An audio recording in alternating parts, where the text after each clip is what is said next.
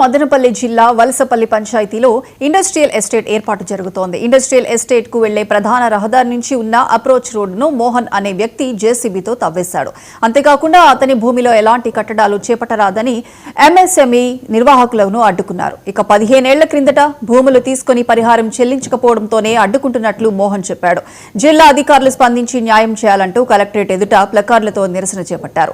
తర్వాత న్యాయం చేయాలంటూ జిల్లా కలెక్టర్ నిశాంత్ కుమార్ కు వినతి పత్రం అందజేశారు. 2 సంవత్సరాల క్రితం ఏపీఐసి మాకు ప్లాట్స్ అలాట్ చేసి నియర్లీ 64 ప్లాట్స్ అలాట్ చేసి దాన్ని కన్స్ట్రక్షన్ స్టార్ట్ చేసి ఎగ్జిక్యూషన్లోకి తీసుకొచ్చాము. 15-16 ఇండస్ట్రీస్ రన్నింగ్లో ఉన్నాయి. ఇప్పుడు రోడ్ ఇష్యూ వల్ల మిగతా వాళ్ళందరికీ ప్రాబ్లం అవుతుంది. రోడ్కి యాక్సెస్ మెయిన్ రోడ్ యాక్సెస్ లేకుండా మొత్తం గాడి వేస్తారు. గాడి ఉండేదాన్ని మాకు క్లియర్ చేసి మాకు పోయే వచ్చేదానికి అవకాశం ఇవ్వాల్సిందిగా ప్రార్థిస్తున్నాం. లేని పక్షంలో మేము సీఎం దగ్గరికి మా సమస్యని పరిష్కరించమని కోరుతాం. అది government road, APIIC already acquisition చేసిన రోడ్డు 100 ఫీట్ రోడ్. అది మాకు ఒక ఫీట్ కూడా వదలకుండా మాకు పోయి వచ్చేదానికి దారి లేకుండా మొత్తం బ్లాక్ చేసేస్తారు. మా సమస్య పరిష్కారం చేయవలసిందిగా కోరుతున్నాం.